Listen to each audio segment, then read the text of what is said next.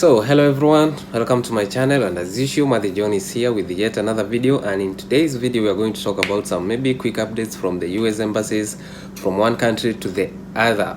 So I'll be sharing maybe a few countries that I'm aware of that have resumed the issuing of visas for the Dv2020s. You know, one thing you need to know is that Dv2020 cases as of now, they are designated as mission critical. That's about the emergency. They are those emergency cases that need to be issued a visa. So that's something you need to know about. So several countries have come up and after the ruling, the order from the judge, and now they are issuing visas to them, or they are scheduling interview appointments to the Dv2020s whose cases were cancelled before, or whose cases were scheduled but something happened in between that. So I always tell you, if you are Dv2020, your case was cancelled or something happened in between there, you are supposed to contact your embassy. I personally can't help you on that. You should just follow the guidelines from your respective US embassy in your country. So I'd like maybe to share, I think I have a list of like 5 or so US embassies in different countries where they have resumed that. And if a country that I have not mentioned here and they have reopened or they are still issuing those visas, please, you can let us know on the comment section. I'll appreciate that. So the first one, I'll start with Cameroon. The US embassy in Cameroon, they have stated even on their official page for US embassy in Cameroon, that they are back issuing DV cases or issuing visas to Dv2020 cases. Again, the same that is happening in Kenya. The US embassy in Kenya, they are open back for Dv2020s. Remember, Dv2020s are on mission critical, so that's why they are getting appointments for the interview.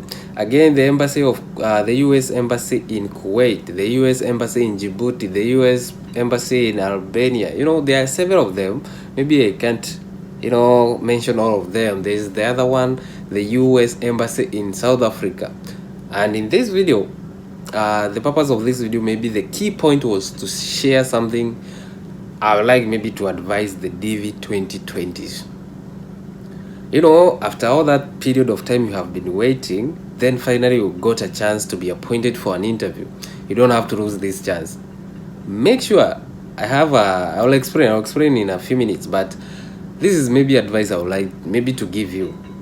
Before you attend that interview, once you are appointed, once you receive the interview appointment letter, I'll advise you, if you had done some medicals before, whatever, and now maybe they are like 3-4 months waiting and they will be expired, I will advise you, redo your medicals again, to extend the validity of the medical, because they take a period of like 6 months. So before you attend the medicals, if you are attending your medicals in this month, I advise you redo your medicals so that the validity can start from this month to the next 6 months, to extend the validity time. That will be good, because you never know what will happen on 1st January. Maybe Trump can do something. I don't know. I don't want to talk about that. So as you know, even if you receive a visa now, you can't travel to the United States. You have to wait until the proclamation of banning entrance new immigrants to the US comes to the end, and that is on 31st. So if you get a visa in this period, you will travel earliest on 1st January if nothing happens or if all goes well. So with that, something I would like to share is a screen record of an email. I received this email. This is an email sent to one of the Dv2020 cases whose interviews was cancelled and all that, but now he got a new appointment dates and all that. So personally, he talked to me and I advised him to contact that embassy. Contact the respective US embassy where you will be attending the interview. Ask them the list of documents you need to carry. Because guys, you don't have to risk this moment. You don't have to carry less documents. Then you go there, then your case being placed again on AP. That means on administrative processing. That is, maybe you miss some specific documents. You have to go back, get them and come back. So avoid that. Avoid that scenario where you can be sent, go bring something else. There's no time for that.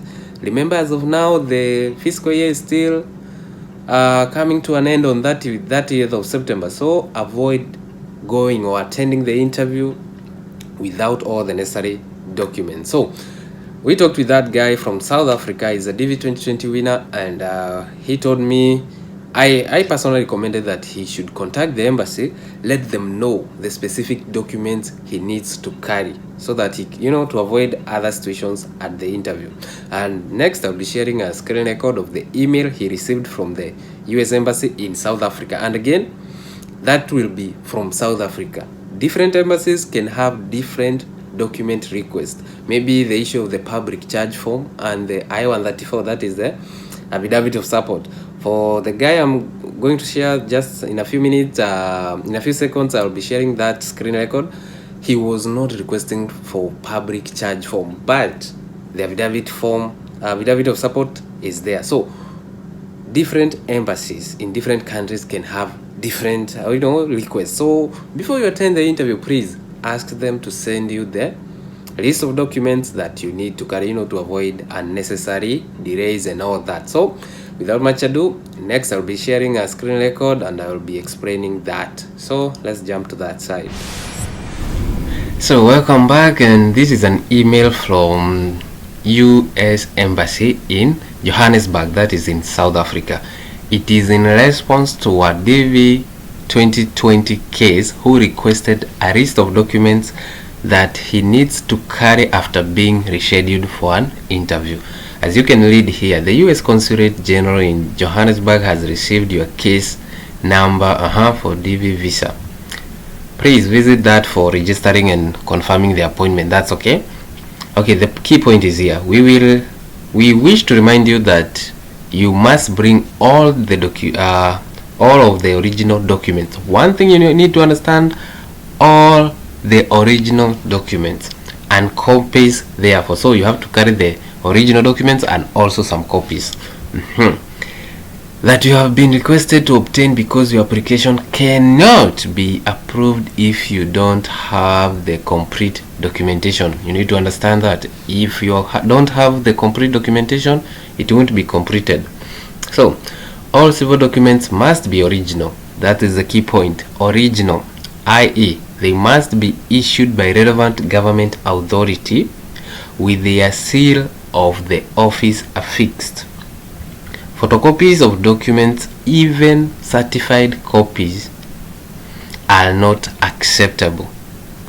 Photocopies of documents, even if they are certified copies, they are not acceptable. You must bring an original certificate. Third country's nationals with documents that are not in English. If your document with is not in English, note that all documents must be translated into English. This is from South Africa. This is in Africa, a country known as South Africa. US Embassy in Johannesburg in South Africa. So the list of documents are also available here.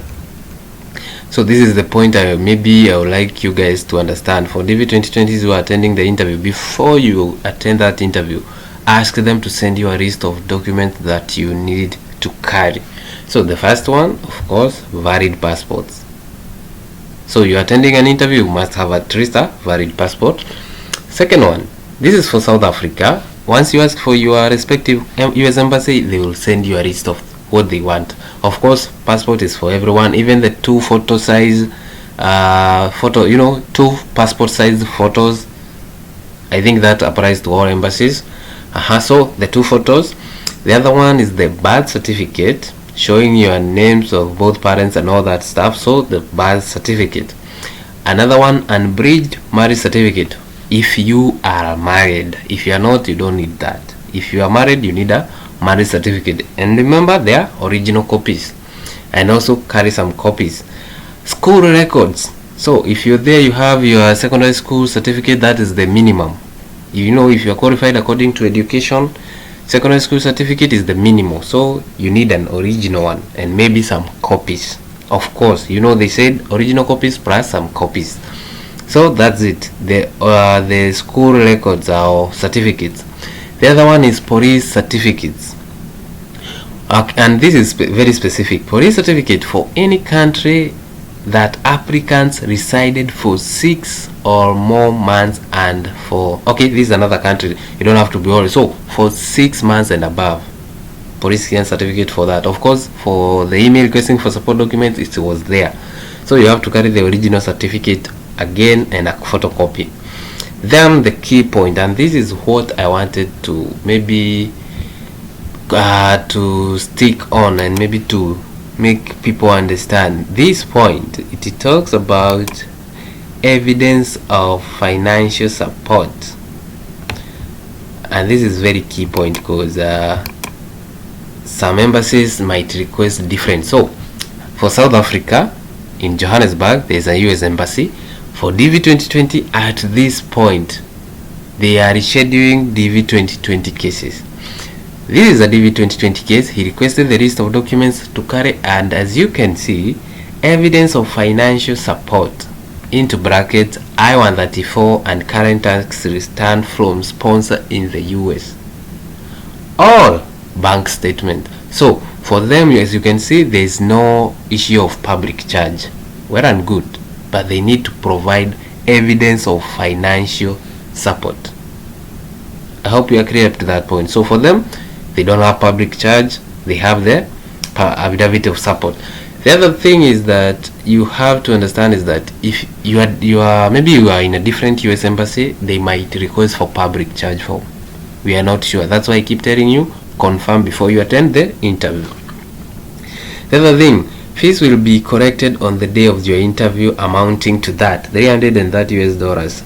We accept credit cards, rands, that is the local currency, and dollars, and the notes of dollars must be 2003 and up, okay, the year which they were printed and all that. Then medical report done by our approved panel physician, and contact details for our doctors are in the second page. Okay, you don't have to worry about that. So this is what the email was requesting. So you need to get the whatever, you need to get all those, you need to get all the required documents so that you can proceed with that interview. If you don't, then don't blame anyone, because if your case is placed on AP, administrative processing, and there's no time, then please stick to the point. Be aware of what you need to carry at the interview to avoid delays of your visa. So that's all for this video. Next, I will be making some other videos in different categories, and see you in our next video. Thank you.